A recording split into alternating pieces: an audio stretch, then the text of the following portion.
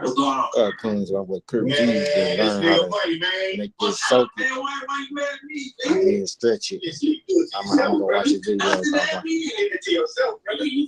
That didn't mean shit. I was like, damn. Get to yourself, brother.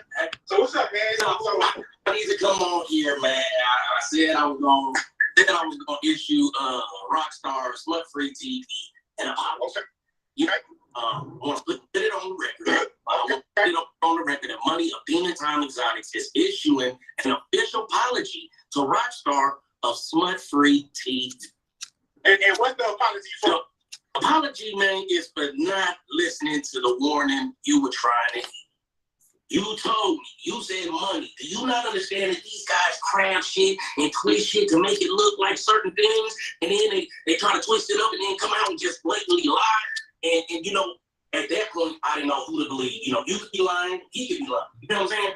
But now that I'm gone, we got a ski mask down, man, for niggas that running planes, man. You feel me? Yeah, we pull cars on planes, nigga.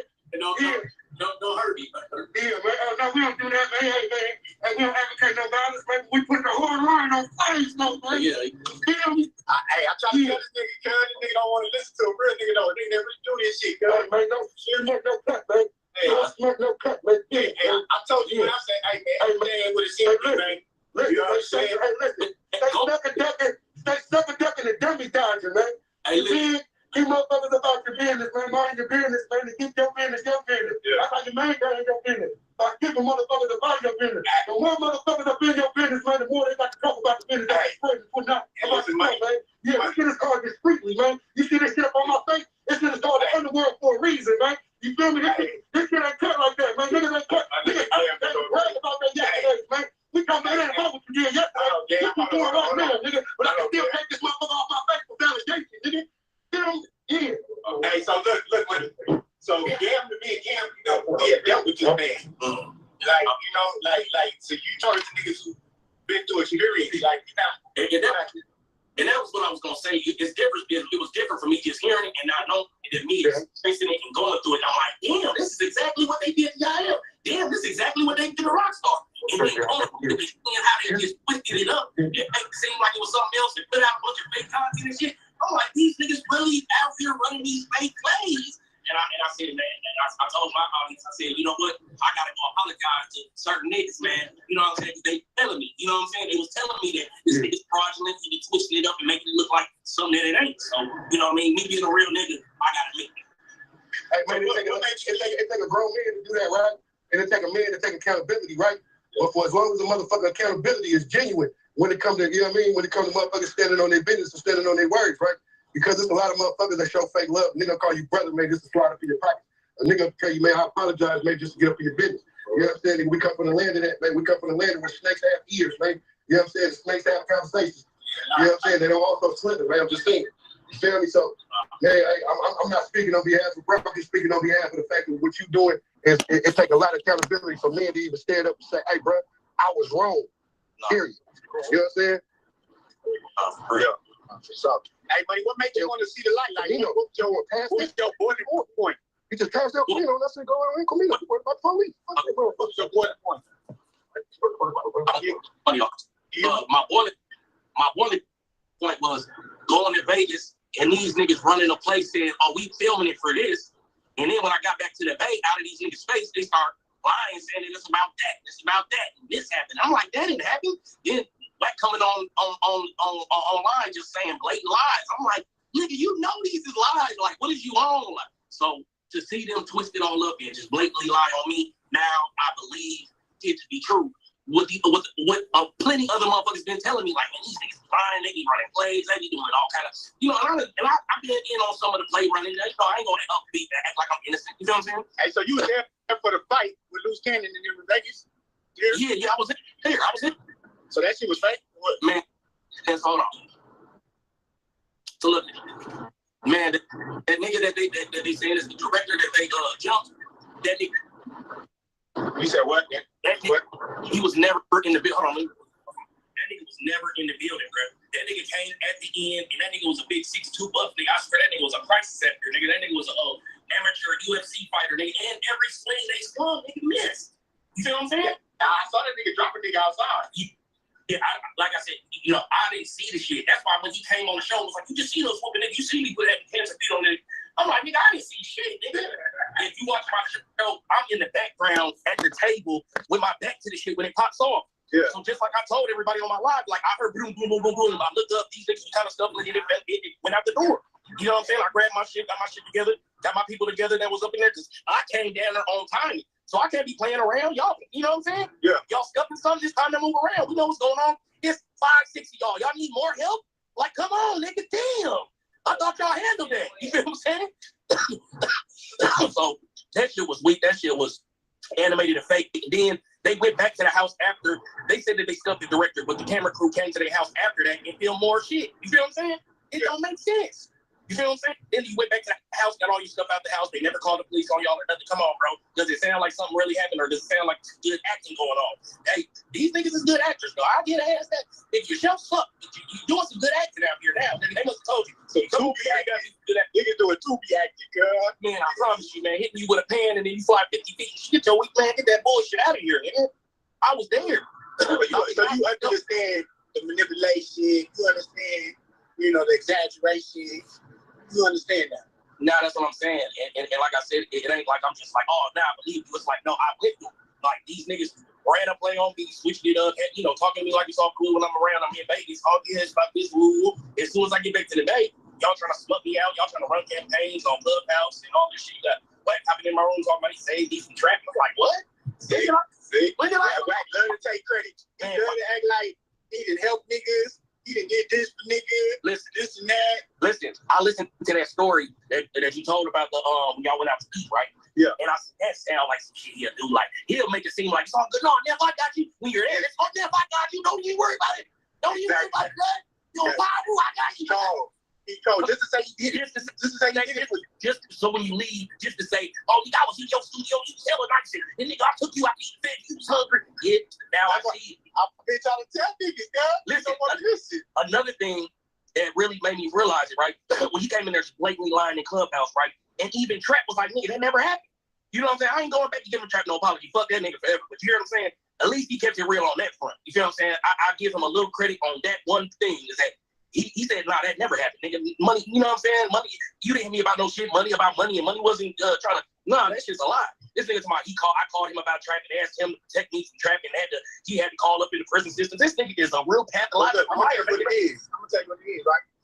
Niggas running out of content, bro. So they gotta make it up. They have to make it juicy. If they don't, everything's dying down.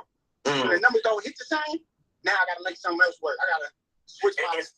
And see, that's what I told him, right? Because niggas is like, man, this is content, man. You tripping, you be really getting mad. I'm like, don't think you gonna run content on me and smut my name out, and then I'm gonna feel like it's cool to be around you niggas. I don't want to be around you niggas that much to let y'all smut me out and try to make me look bad on camera and on the internet. Like, I'm cool, bro.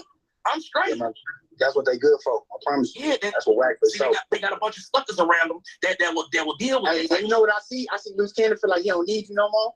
Because he got his page cracking, you know what I'm saying? Because he doing little numbers. But that's fucked up, nigga. You really went over here and 50 backed off this nigga.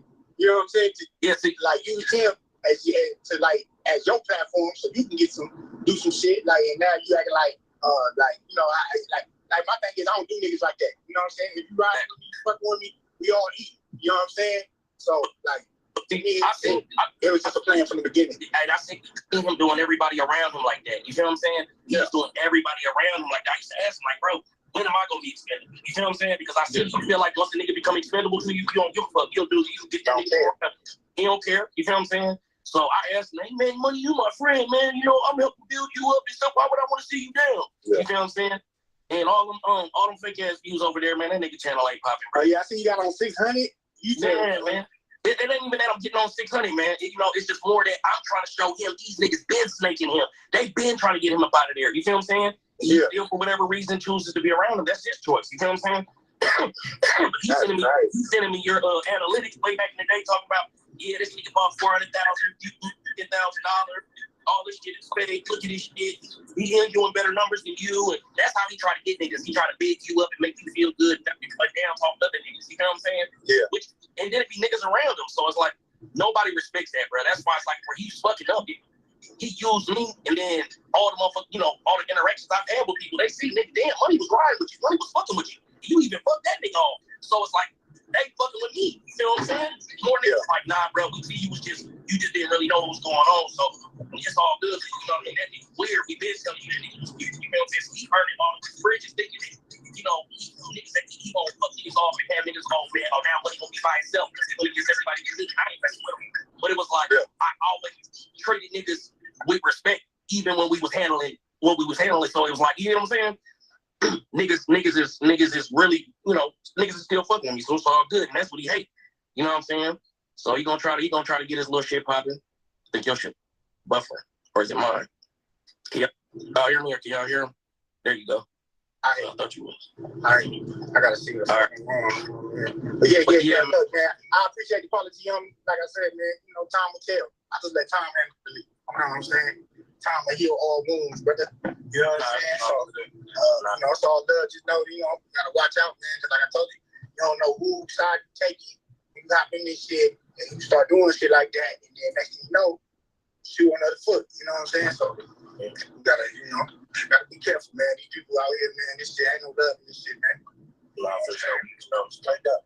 Yeah, I'm gonna hit you money, man. I'm out here. I'm gonna get my car with you on some breakfast. All right, man. Shout out to everybody. 10K subs account. Y'all go like, comment, subscribe. Y'all know man, and congrats on that because I already know that this big. I know everybody keeps saying that 10K is different. Hit that 10K is different. So. Yeah, I feel solidified. I just feel like, you know, I've been doing it for a year, man. You know what I'm saying? I started with 1,000 subscribers, so it's like, you know, I made it. I feel like I'm here to stay, man. Not here to play. You feel me? Yeah, and I took my lap. I'm gonna get it back up though. You know, we working, man. We grinding. But yeah, man, congrats to you, man. We'll tap in soon. Hell yeah. I'm holla at you, man. Sound off. Hell yeah. Dang. Yeah, man. Hopefully y'all like this video. Let me know what y'all think about the live. You know what I'm saying? How can these comments? Shout out to my sponsor, City Vodka. You feel me? And you already know what's going on. We locked and loaded like always. Smart-free TV. Make sure you tap that like button. Hit the notifications. Turn on your notifications. Hit that bell. All the good stuff. Follow me on Smart-free TV on IG, on Clubhouse. You already know what it is. Appreciate everybody tuning in. Stay tuned for more reactions, more live streams, more content, more fire. The hottest content in the internet streets. No chat. Here's the thing about metal posters from Display. They're just...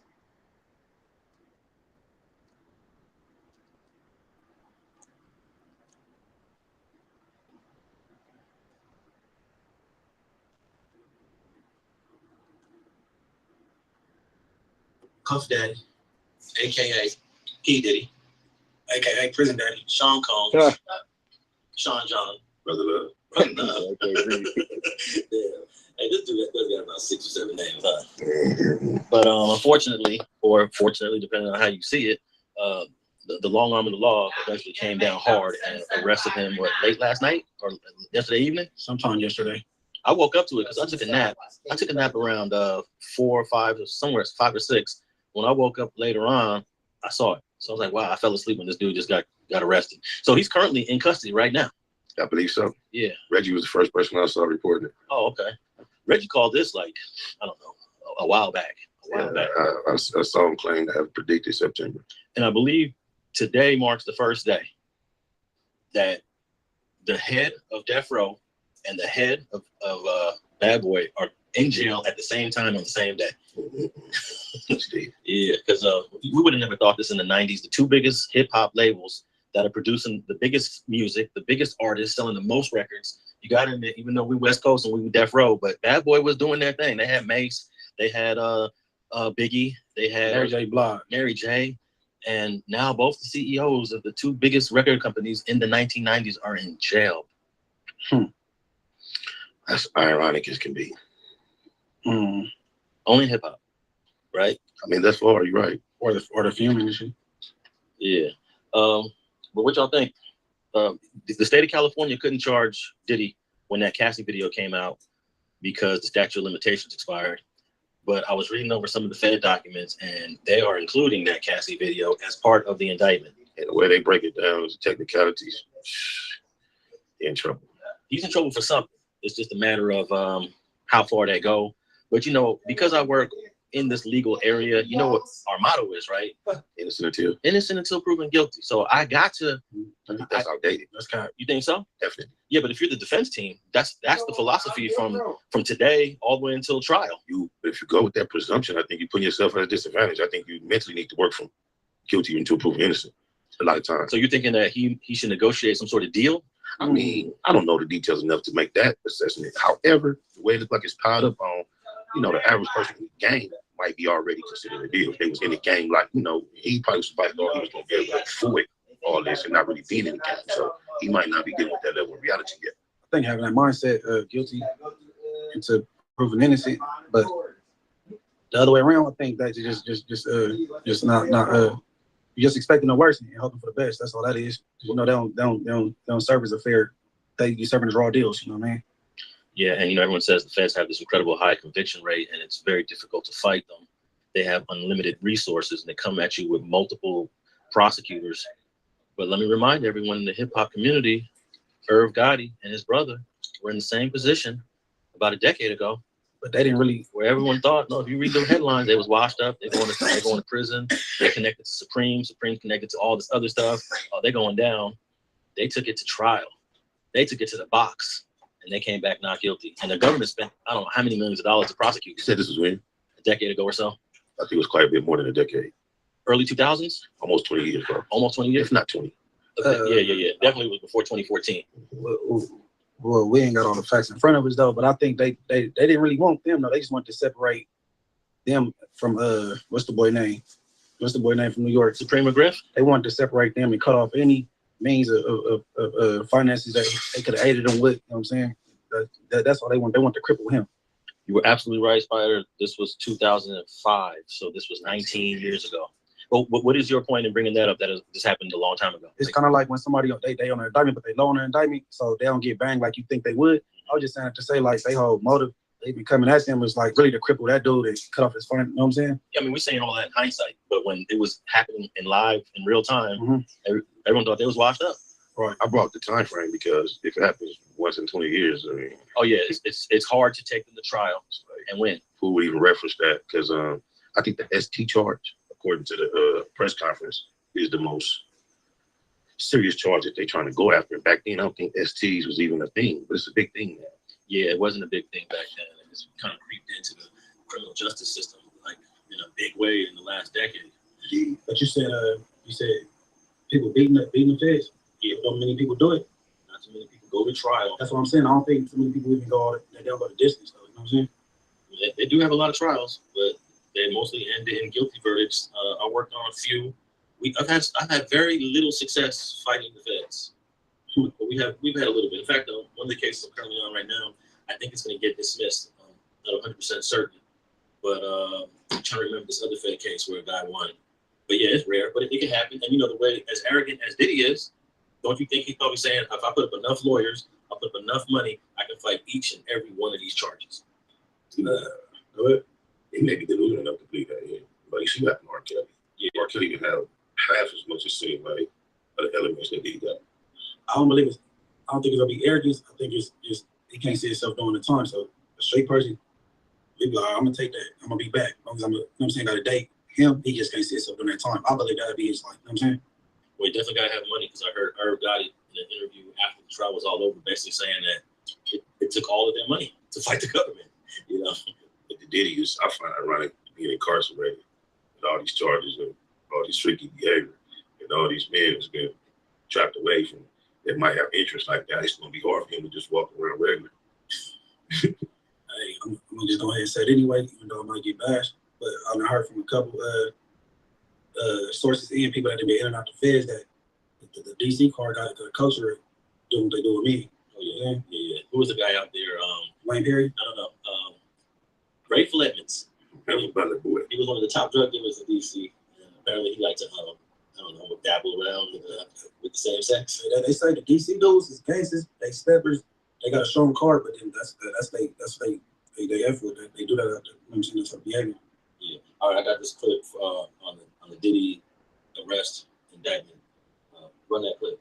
just happened this morning. Let's go ahead and put this up there on the screen. We wanted to make sure we gave people some of the details because it's a story I know many are interested in. Sean P. Diddy Combs has been arrested in Manhattan after a grand jury indictment. So it's literally just happened late last night. Sean P. Diddy Combs was taken into custody by the U.S. Southern District of New York and by the U.S. Marshal Service at about 8:30 p.m. at the hotel where he was staying, the Park Hyatt on 57th Street. The indictment and the charges against him remain sealed by the federal government, but we do know that this was an investigation that was led by the Homeland Security Department, specifically HSI, which often investigates sex trafficking cases. Quote, the March raids that we all brought everybody live coverage of at the time demonstrated that they were converging on his mansion in Los Angeles. He was then later, there was a lot of speculation as to exactly where he was, whether he was fleeing. They could be seen carrying out electronics. And all of this is in the context of a lot of the lawsuits and videos that have come out about Combs since, I guess, the last couple of years, past relationships, violence, and many of the other stories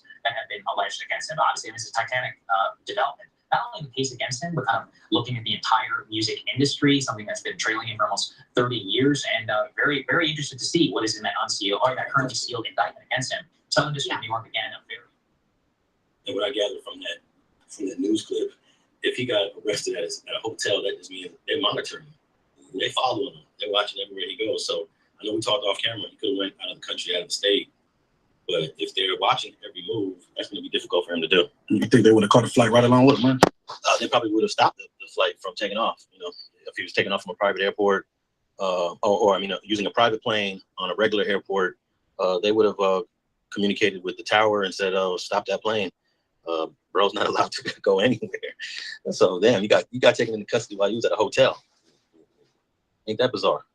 And since that news clip that we just heard, that was last night, the indictment has been unsealed, and you made some reference to it earlier, Spider. Some freak off shit. Well, yeah, I saw a press conference, and a part of the information that was released was that they located over 1,000 bottles of lube or oil or something like that. Baby oil. Yeah, that just. Hey, how the hell can a lubricant be evidence? Baby oil is not a lubricant, though. It is just funny that baby oil is shiny. No, but it's definitely a lubricant. Well, anything is a lubricant. Yeah. If it's like lotion or something. But what I'm saying, yeah, lotion, baby oil. But how is lotion or baby oil, whatever? How is that evidence? It's probably based on testimony of some of the alleged victims. Yeah, that we don't know yet. Yeah, they must have characterized the assault as including heavy lubrication. Yeah, it's got to be in the indictment somewhere. They tried to insinuate. They got multiple AR-15s with the serial numbers scratched off, and they tried to insinuate that they grabbed the guns, and they were glad to find them because a lot of the testimony insinuates they were afraid to tell him no because of the presence of weapons. They shaping this like cold, bro.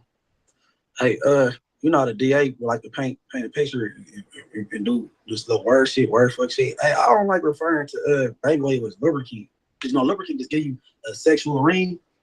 It depends on the context. Like my son was just lubing up some of his bike parts.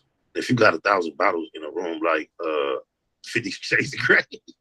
It depends on how. Was it 1,000? Because I didn't want to say the number earlier and exaggerate. Was it 1,000? That's the reported number. When you go take your car to get an oil change, sometimes they lube. Call it lube.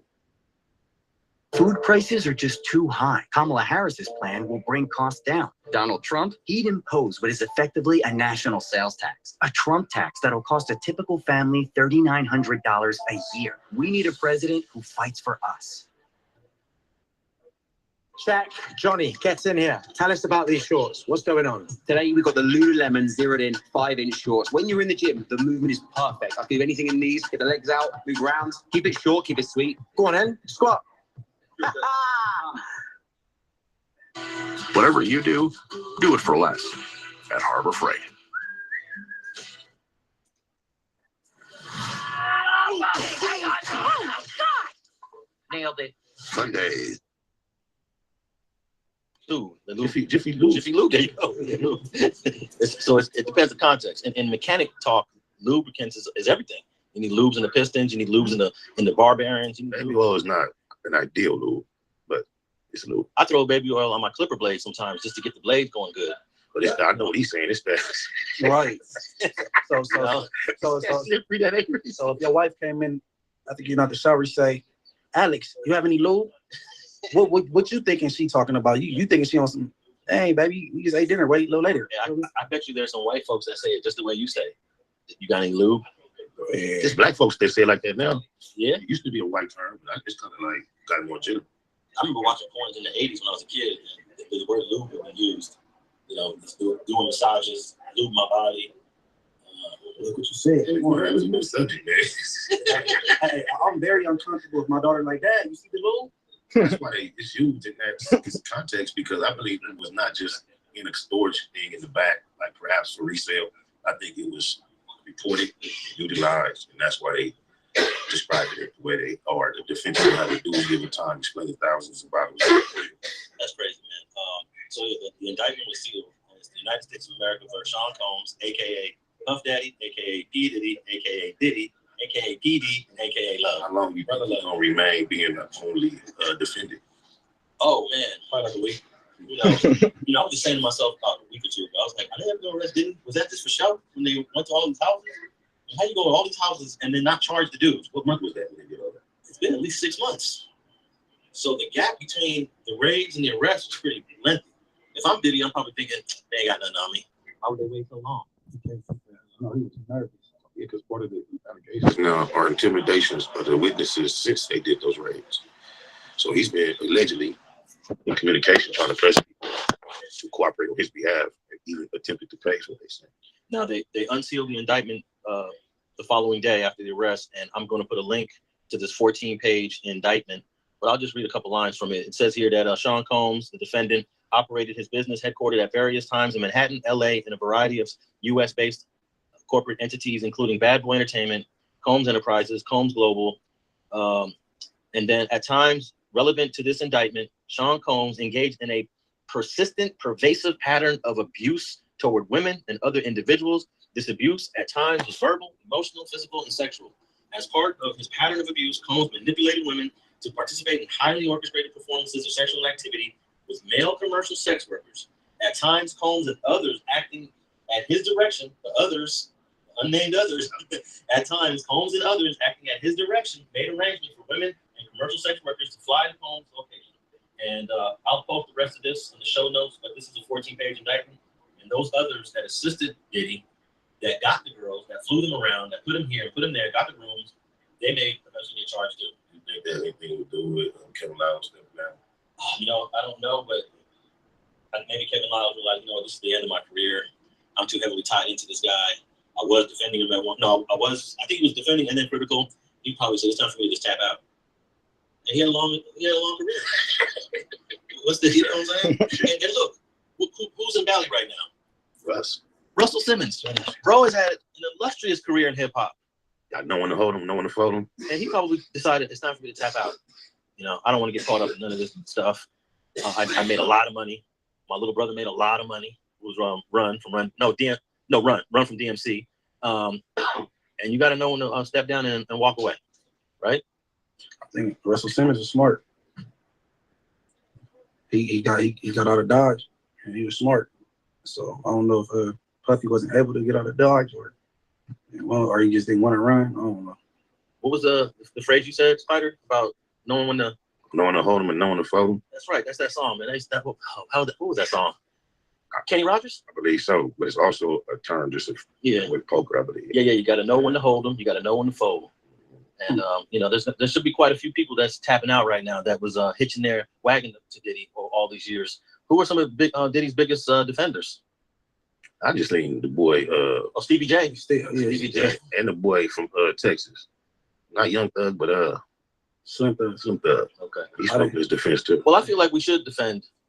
Let me just say this: I know what we saw in the video was unexcusable, but at the same time, without a conviction, without this case going through the whole justice system, I wouldn't be against anybody standing by Diddy. I think right now people are going to be avoiding him like he's radioactivity. They're going to ignore him. They're going to not take his call anymore. And we do that to each other too many times. But where do you draw that line? Because conviction. Wow. So once he's convicted, my life, I'm not going to leave it up to the system for me to decide if I believe certain things about the individual. Because people can beat cases. We know money influence courts and all that. Yeah. So if we're going to let that be the bottom line, that kind of throws off our hands. Yeah, you're right, because Bill Cosby was convicted, and it turned out he was unjustly convicted. And if you stood by Bill Cosby all the way to the end, I was going to say, you know, kudos to you if you stood by Bill Cosby all along. I did. So yeah, you have a point where maybe the conviction ain't enough to not stand by somebody. you know, or lack of evidence to satisfy the court, but you may have been 100% convinced this dude in the neighborhood doing something to young girls. We know for a fact. Yeah. Go to court and beat it. So is we gonna let him? Oh, he cool, or is we gonna try to look at him different at least, or do something? Well, if there wasn't enough evidence to convict him, but we all knew he was doing it, then they didn't do their job. Of course, but you know, yeah, of course. So somebody probably didn't want to come forward. They didn't get enough evidence. But I'm saying, even though it's not looking good for Diddy, I'm not hating on those who are still standing by him, like maybe Stevie J and bro from Texas. We got to stand by each other, because if I'm in a situation, I want the whole community rallying behind me, you know.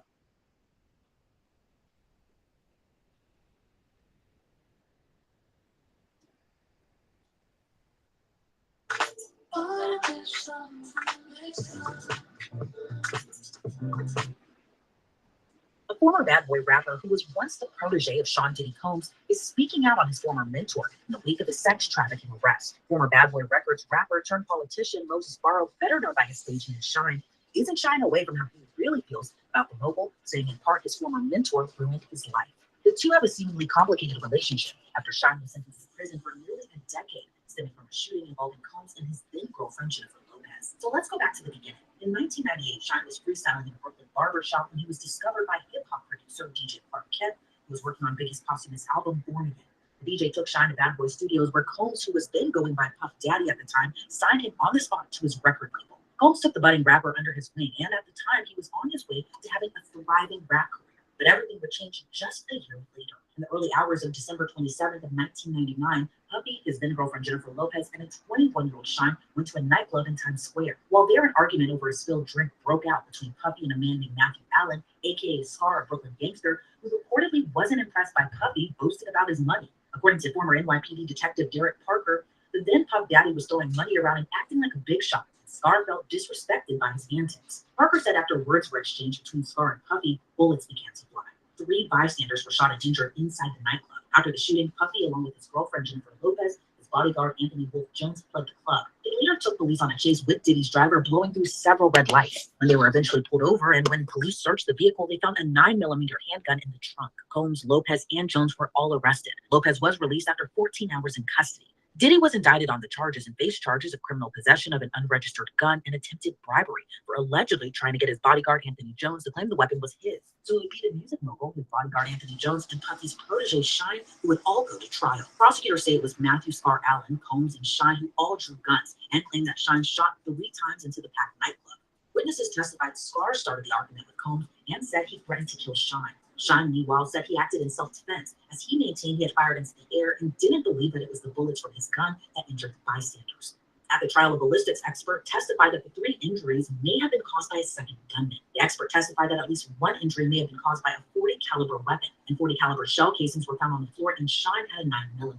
In 2001, Combs and his bodyguard Anthony Wolf Jones were acquitted on all charges, and while Shine was acquitted of attempted murder, he was convicted on charges including assault, reckless endangerment, and criminal possession of an illegal weapon. The Bad Boy rapper was sentenced to 10 years in prison, but released in 2009 after 9 years. After Shine's release, he was deported to Belize for being a non-citizen felon. The following year, he moved to Jerusalem, where he changed his name to Moses Michael Levi. Then, 3 years later, Shine returned to Belize and began his political career, now elected as the leader of the opposition in Belize's House of Representatives. During a press conference last week, the rapper, now politician, was asked about his former mentor in the wake of his sex trafficking arrest. Shine told reporters, "This is someone who destroyed my life." He went on to say, "This is someone who, in a sense, testified against me when I was on trial. I was defending him, and he turned around and called witnesses to testify against me. He pretty much sent me to prison." While the former artist said he forgave the mogul and moved on, he acknowledged Diddy's efforts to help promote education in Belize, but has distanced himself from his former mentor. He said, "This is not someone who I vacation with, and I enjoy this great intimate relationship of brotherhood.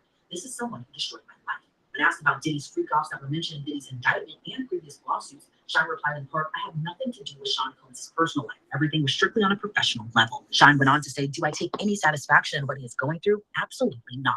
Diddy and Shine's relationship seemed amicable in the recent years. The two performed together last year in Europe, and in August of last year, just 3 months before Cassie's jaw-dropping lawsuit was filed, which arguably signaled the beginning of the end for the mogul, Diddy posted this photo to his Instagram page with him and Shine. The caption reads, quote, "Words cannot explain how proud I am of Shine. It's truly remarkable to see everything he's gone through and to see him turn his life totally around and get on the path to making a positive impact on his country and his people. His re-election is a major victory for him, hip-hop globally, and the people of Belize." Next stop, Prime Minister's office. We're not going to stop until my brother is the Prime Minister. I believe in you. I love you. I'm proud of you, Shine. But while appearing cordial on the surface, it wasn't the first time Shine has spoken out on the nightclub shooting. In a 2022 episode of Drink Champs, Shine said at the time he didn't blame Diddy for the conviction as much as he did in the past, and said he even went through a stage of bitterness. He explained at the time in retrospect he blamed the conviction more on the lawyers who were advising Diddy. During the trial, Diddy's legal team was composed of high-profile lawyers, including Johnny Cochran, who famously worked on the O.J. Simpson case. Shine added Diddy's lawyers were there to secure a not guilty verdict by any means. During Shine's trial, Diddy's high-profile lawyers did not work on his then-protege's case. During that 2022 episode of Drink Champs, Shine said Diddy was a $100 million corporation at the time, and his team looked at Shine as the enemy. He explained that both of them were about to lose everything, but added he didn't have as much, and Diddy is a musician with an empire. Shine said when your lawyers are misleading and misguiding you, that's how everything fell apart. Shine said Diddy apologized. Early tailgates are better with a hearty and smooth Sam Adams Oktoberfest. He shouldn't have listened to his lawyers, and Shine forgave him. The 1999 nightclub shooting has renewed interest in the wake of Diddy's legal issues and subsequent sex trafficking arrest. In March, one of the nightclub shooting victims, Natanya Rubin, said in an interview with News Nation, it was Diddy who shot her in the face that night. She said she was facing Diddy and his crew when they pulled out their guns and she saw Diddy shoot her in the face. That claim struck a chord with Shine, who previously told reporters just this year, it opens wounds when you hear the victim saying that it was Diddy that shot her. That was what was most remarkable. Then in an interview 2 months ago, Rubin alleged Diddy placed a bounty on her head after the shooting, which forced her to uproot her life. In an interview published by the Art of Dialogue, the Brooklyn native claimed a confidential informant told the district attorney's office there was a bag on her head, forcing her to leave for her own safety. The 99 shooting was also mentioned in Rodney Jones Jr.'s lawsuit against Diddy. Jones alleged Diddy bragged about using Jennifer Lopez to smuggle the gun into the club and claimed J-Lo passed Diddy the gun after he got into an altercation with Scar. Through attorneys, Diddy has denied Jones's allegations and have not responded to Rubin's claims. It's unlikely their allegations into the 99 shooting will prompt another investigation. But after Diddy's sex trafficking arrest last week, a federal judge did rule to keep the disgraced mogul in jail until trial, in part due to allegations he has tampered with witnesses in the past. He pleaded not guilty to charges including racketeering conspiracy, sex trafficking, and transportation to engage in prostitution. And the hip-hop mogul will remain in the Metropolitan Detention Center in Brooklyn awaiting trial. This is a great time to bring on a great guest, and that's attorney Afi Patterson. Afi, thank you so much for being here. Now, Diddy's been making headlines once again in the wake of his arrest last week. While a lot of famous faces have been relatively quiet, one person previously signed to Bad Boy Records did come out and kind of speak against his former mentor, and that's Shine. What's your reaction to him saying that Diddy ruined his life? You know, I think that I saw a few clips of him talking about it, and I just felt like he was able to finally exhale. I think he felt vindicated, and I think he just went back to his 21, 22-year-old self and just gave himself a handshake and a hug. And I think he just felt like just saying, finally. He started with, you know, he was a very, very talented teenager. You know, there was a bidding war to acquire his talent, and he ended up choosing Bad Boy. And I think, you know, what he meant by ruin my life was he felt that he ruined his life. He had a promising future. He was a 19-year-old kid when he signed on with Bad Boy. And, you know, he's looking at the course of his life and what happened in the course of about 3 or 4 years. And he feels like, you know, that part of his life, of course, was ruined. What did you make of Diddy and Shine's relationship prior to the shooting?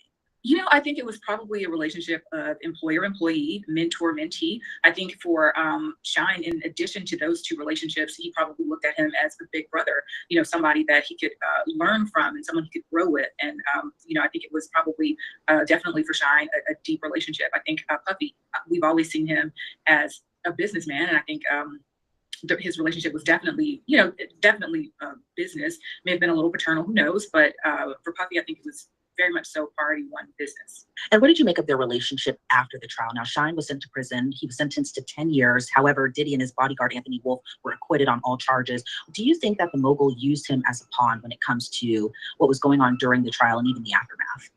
In the aftermath, I think we saw there was a little bit of acrimony. There was, of course, Shine was frustrated because he was sentenced to some serious time, and Puffy and his bodyguard, I think Wolf was, you know, they were both acquitted. So of course there's going to be a little bit of frustration there on one side.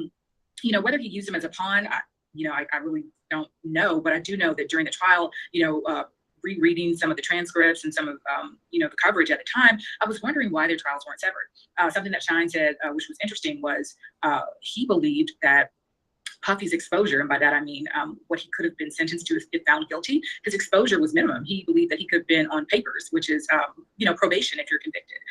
Whereas Shine's charges, they were going to always carry prison time. Shine had a juvenile criminal record, and we saw that during the sentencing phase of the trial after he was convicted. They read out his juvenile record. They even read some lyrics from some of his songs. So I think that Shine always felt that there was some inequality there. And Shine even talked about the fact that, Puffy put on a witness that basically exonerated Puffy and drove a nail in the coffin in Shine's case. And I think, he felt like he was a little bit of a pawn. And I think, Elizabeth, you and I have talked about this before. Shine was a young person. He didn't have a huge coffer. Who was paying for his criminal defense? I know Shine's defense attorney said that the checks came from him, but who was paying Shine? Who recommended the attorneys? Where did these attorneys' loyalties lie? That's probably what Shine was thinking. And Shine has long maintained he didn't shoot the victims.